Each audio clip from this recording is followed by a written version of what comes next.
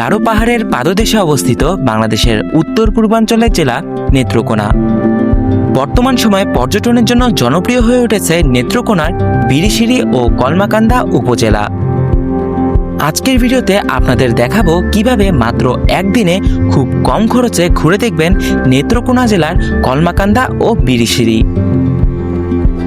ঘোরাঘুরি থেকে শুরু করে কোথায় খাবেন, কোথায় থাকবেন এবং খরচ সহ সমস্ত খুঁটিনাটি তথ্য থাকবে আজকের ভিডিওতে।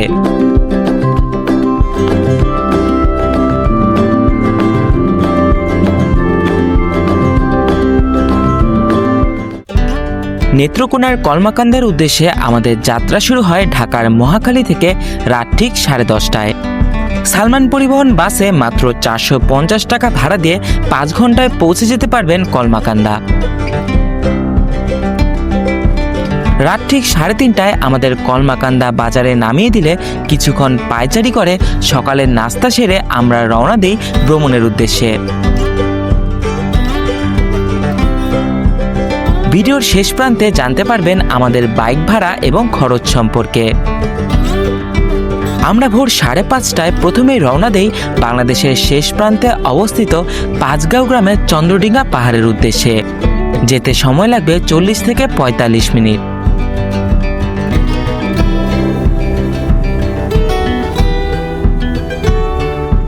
তো ভিউয়ার্স, আমরা এখন চলে এসেছি চন্দ্রডিঙ্গা পাহাড়।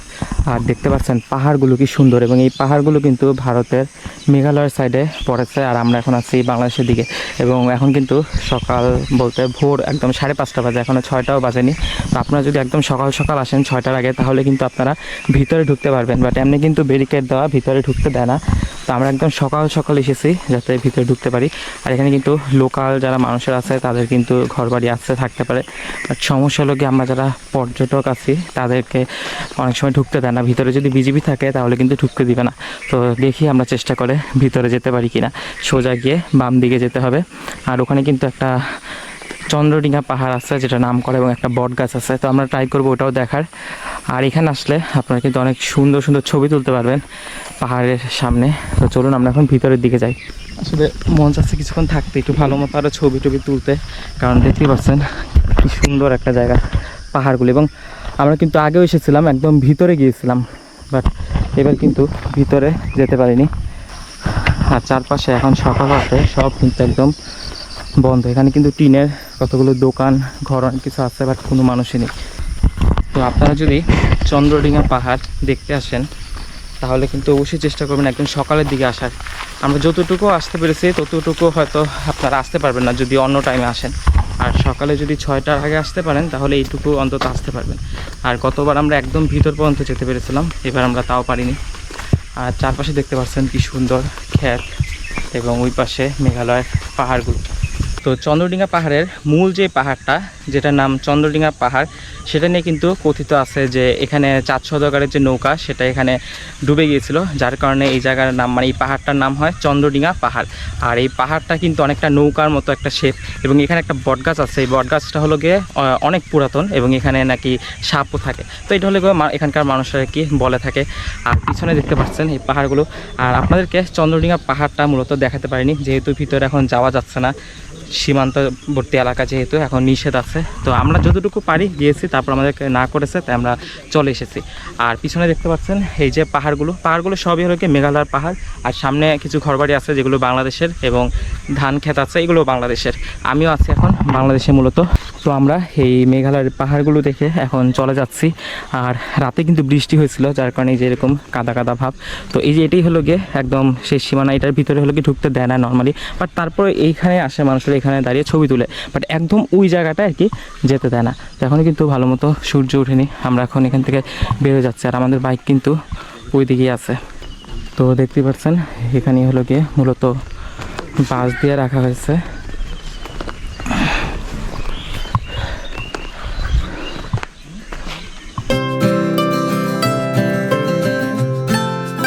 চন্দ্রডিঙ্গা পাহাড় ঘোরা শেষে আমরা রওনা দেই গোপালবাড়ি পাহাড়ের উদ্দেশ্যে। এর মাঝে পড়ে পাতলা বন।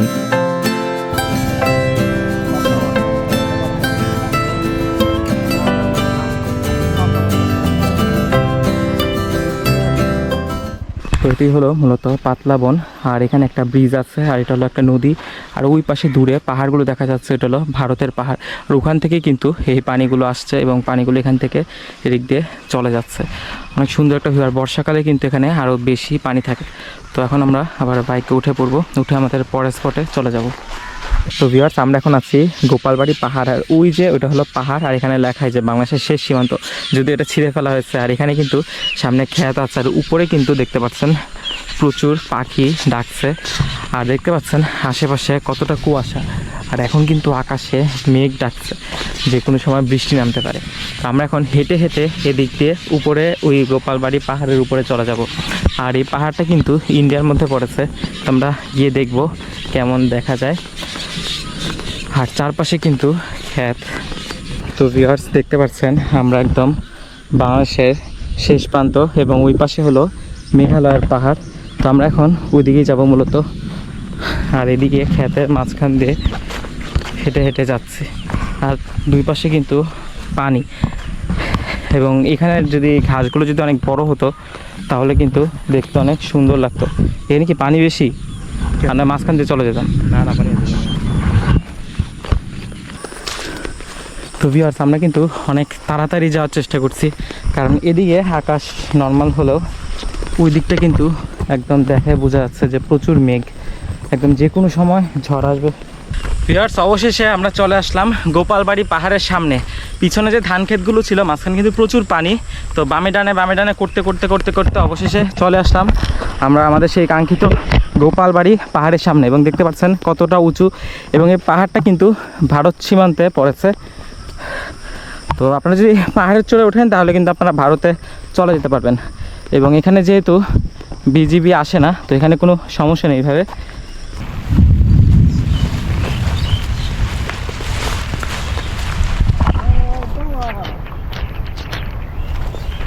তো আমরা এখন গোপালবাড়ি পাহাড় থেকে বের হয়ে যাচ্ছি। আর আকাশ আস্তে আস্তে পরিষ্কার হচ্ছে, সম্ভবত বৃষ্টি শেষ হয়ে যাবে এখন। তারপর আমরা নেক্সট স্পটে চলে যাব। আর আমার শরীর তো প্রায় অনেকটাই ভিজে গিয়েছে।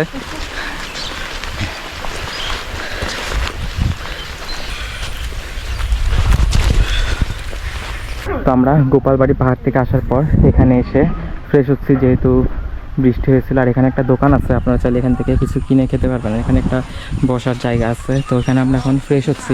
আর এখানে একটা সুন্দর আম গাছ আছে, দেখতে পাচ্ছেন কি সুন্দর আমগুলো। আর দূরে দেখতে পাচ্ছেন ওখানে কিন্তু মেঘ।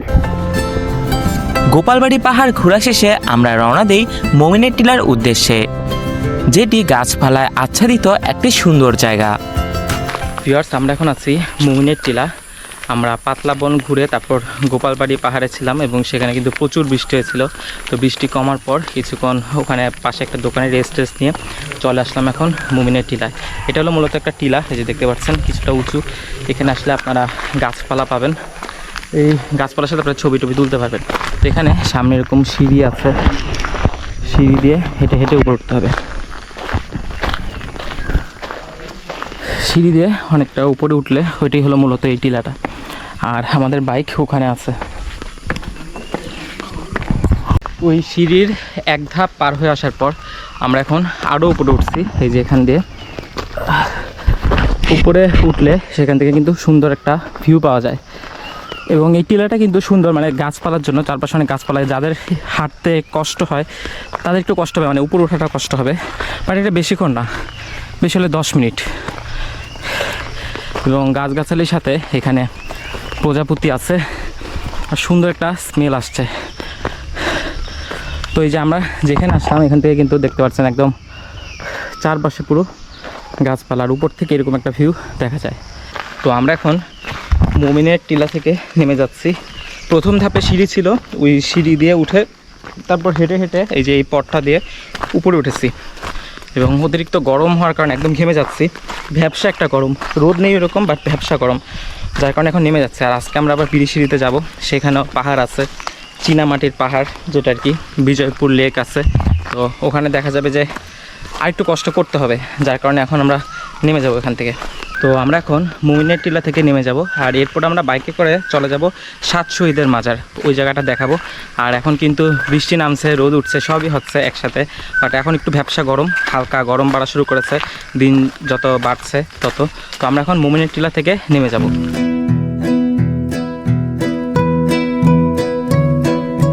মোমিনের টিলা ঘোরা শেষে আমরা রওনা দেই কলমাকান্দার শেষ স্পট 7 শহীদের মাজারের উদ্দেশ্যে, যেটি বাংলাদেশের একদম শেষ প্রান্তে অবস্থিত।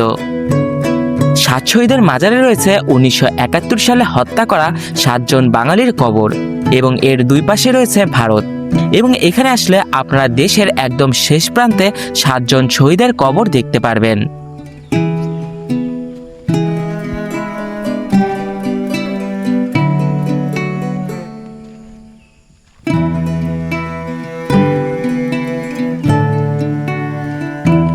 তো আমরা এখন 7 শহীদের মাজার থেকে বের হয়ে যাচ্ছি।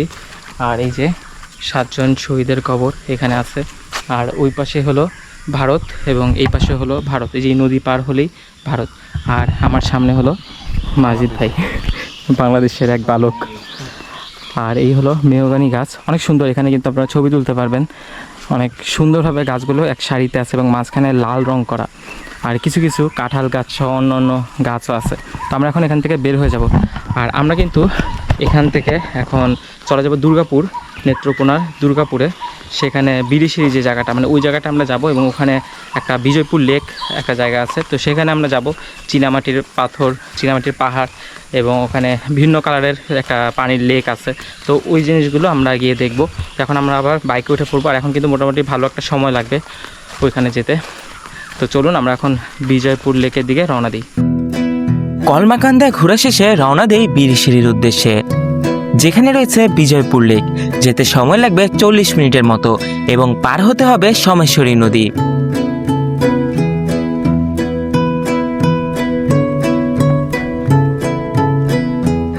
তো এটাই হলো মূলত সোমেশ্বরী নদী, যেটার পানি কিন্তু ভারতের মেঘালয় থেকে আসছে। মেঘালয়তে যে ঝর্ণাগুলো আছে বড় বড়, বৃষ্টির কারণে ওই ঝর্ণার পানিগুলি কিন্তু এই যে দিক দিয়ে বয়ে যাচ্ছে, এবং এটা কিন্তু পুরো বাংলাদেশে ঢুকছে। আর ওদিকে দেখা যাচ্ছে যে কয়েকজন নৌকা টোকা নিয়ে ওখান থেকে হলো কয়লা তুলছে মূলত। এটা কিন্তু সরকারিভাবে এখন নিষিদ্ধ, তারপর তারা অবৈধভাবে মূলত এই কয়লাগুলো তুলে হয়তো এখানে বিক্রি করবে, নিয়ে যাবে। আর এই যে এখানে দেখা যাচ্ছে হালকা হালকা কালো কালো কিছু একটা যাচ্ছে, হয়তো এটাই কয়লারই কোনো একটা অংশ। তো আপনারা চাইলে এই নদীতে নেমে কিন্তু গোসল করতে পারবেন। পানি কিন্তু ভালো ঠান্ডা, যে একদম ঠান্ডা পানি। তো আমরা এখন মূলত এখান থেকে এই বাইক সহ নৌকা নিয়ে ওই পারে চলে যাব। আর আজকে কিন্তু আমরা এই বিরিশিরিতে, অর্থাৎ দুর্গাপুরে বিরিশিরিতে থাকবো। তো আমাদের এই ট্রলার এখান থেকে এখানে পার হওয়ার জন্য 40 টাকা লেগেছে টোটাল। আমাদের 3 জনের 10 টাকা করে, আর বাইকের জন্য 10 টাকা। আর এখানে হালকা পানি থাকে, তো আপনাদের জুতাটা খুলে নিতে হবে যদি কেডস পরে আসেন, তাহলে ওইভাবেই আসবেন। আর প্যান্টও এরকম পরবেন যাতে উপরে উঠানো যায়। তো আমরা এখন আবার হেঁটে উপরে উঠে যাব। ওখান থেকে বাইকে উঠে আমরা চলে যাবো বিজয়পুর লেক। কিছুক্ষণ পর আমরা চলে আসি বিরিশিরির অন্যতম পর্যটন স্পট চীনামাটির পাহাড়ে, যেখানে রয়েছে নীল স্বচ্ছ পানি এবং সাদামাটির পাহাড়।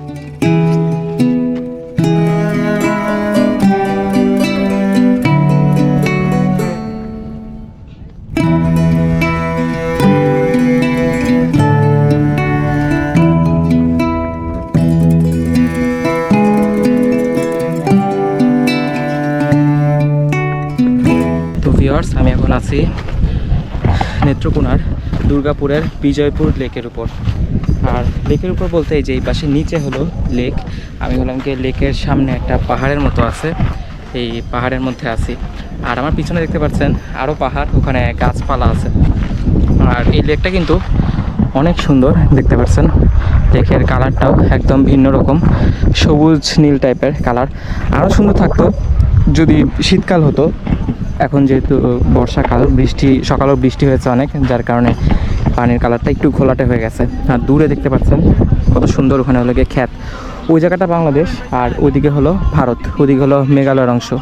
আর এই লেকে কিন্তু আপনারা চাইলে নামতে পারবেন। দেখলাম যে অনেকেই নামছে, বাট স্বচ্ছ একদম, দেখা গেছে যে ওখানে নেমেছে যে স্বচ্ছ, এবং অনেকে কিন্তু এখানে মাছও ধরে দেখলাম।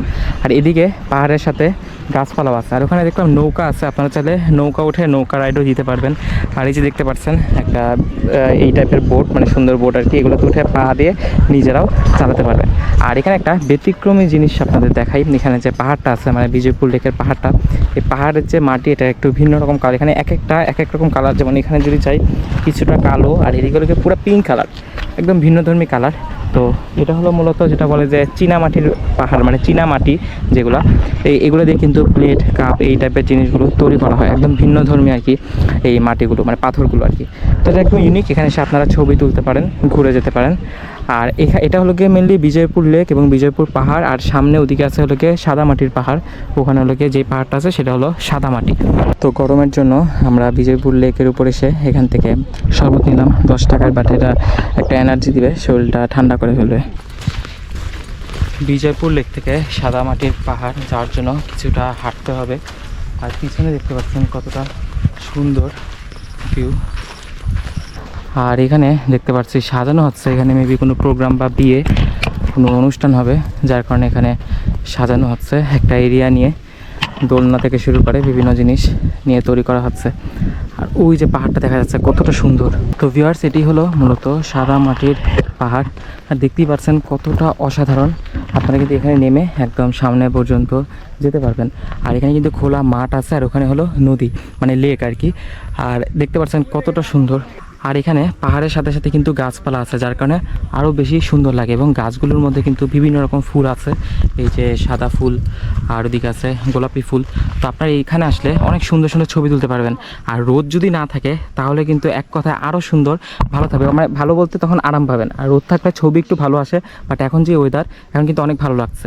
বিরিশিরির সাদামাটির পাহাড় এবং বিজয়পুর লেক দেখে বেরোয়ার সময় দেখতে পাচ্ছেন পিছনে কতটা মেঘ, যে কোনো সময় বৃষ্টি নামবে। আর এই যে আমার পাশে এটা হলো বিজয়পুর লেক, যার পানি একদম স্বচ্ছ এবং একটু ভিন্ন কালারের। তো যে কোনো সময় অনেক বাতাস আসছে, যে কোনো সময় বৃষ্টি নেমে যেতে পারে। আমরা কিছুক্ষণের মধ্যে এখান থেকে বাইকে উঠে পড়বো আমাদের। আর এই যে দেখতে পাচ্ছেন লেকটা, আর ওখানে কিন্তু অনেক সুন্দর মাঠ আছে এবং মাঝখানে সুন্দর কিছু গাছ আছে। আপনারা চাইলে ওখানে ছবি তুলতে পারবেন, ভিডিও করতে পারবেন এবং রেস্ট নিতে পারবেন যদি রোদ না থাকে। আর যখন রোদ থাকে তখন কিন্তু এই জায়গাটা এইভাবে হাঁটা যায় না, অনেক কষ্ট হয়। বাট আজকে আমাদের লাক ভালো যে একদম আকাশটা মেঘে ভরা। তো ভিউয়ার্স, আমরা নেত্রকোনা, কলমাকান্দা এই জায়গাগুলো ঘোরার জন্য মূলত ওই যে রুবেল ভাইকে নিয়েছিলাম। রুবেল ভাইয়ের সাথে আমরা বাইকে করে এই স্পটগুলো ঘুরেছিলাম। তো রুবেল ভাই, আপনার সাথে যদি মানুষরা যদি ঘুরতে চায় কলমাকান্দা বা নেত্রকোনা যে কোনো জায়গায়, তাহলে এই বিষয়ে যদি বলতেন যে কেমন ভাড়া পড়তে পারে। আমাদের কলমাকান্দার নেত্রকোনা আর দুর্গাপুর উপজেলা। এখন আমরা আছি বিজয়পুর সাদামাটি নীলপানির রেক। এখানে যদি আপনারা আসেন আমাদের কলমাকান্দার দুর্গাপুর মিলায়, দুই উপজেলা মিলায় আমাদের 1500 থেকে 1600, 1700, 1800 টাকা ভাড়া। এখন তেলের কাছে তাদের একটু 200-300 টাকা এদেশে থেকে 1500 টাকা ভাড়া। আপনারা আসবেন আর এই ভাইয়ার ভিডিওর মধ্যে অনেক লাইক দেবেন, সাপোর্ট করবেন। আর আপনারা আসলে দেখতে পারবেন এখানে অনেক দেখার মতো অনেক কিছু আছে, অনেকগুলো স্পট আছে। এখন হচ্ছে আপনার বর্ষাকাল না, কিন্তু এখন সিজন ছাড়া, যখন সিজন আসবেন তখন আরো সুন্দর ভিউ পাবেন। আপনারা আসবেন, হ্যাঁ, বর্ষাকাল। তো আপনারা যারা আসবেন অবশ্যই আমি রুবেল ভাইয়ের নাম্বারটা ডিসক্রিপশন এবং স্ক্রিনে দিয়ে দিব, যোগাযোগ করে চলে আসবেন। আমাদেরকে কিন্তু অনেক সুন্দরভাবে ঘুরিয়েছিল, আপনাদেরকেও এরকম সুন্দরভাবে প্রত্যেকটা স্পট ঘুরে দেখাবে। বিরিশিরি ঘোরা শেষে আমরা রওনা দেই আমাদের গেস্ট হাউস YMCA এর উদ্দেশ্যে। আপনারা চাইলে এই দিনেই বাসে করে ডাইরেক্ট ঢাকা চলে আসতে পারেন, বা চাইলে আমাদের মতো নিরিবিলি একটি গেস্ট হাউসে রাত্রি যাপন করতে পারেন। YMCA গেস্ট হাউসে মাত্র 770 টাকা দিয়ে আপনারা এক রাত থাকতে পারবেন। এছাড়া এসি রুমে খরচ পড়বে 1300 থেকে 1400 টাকা।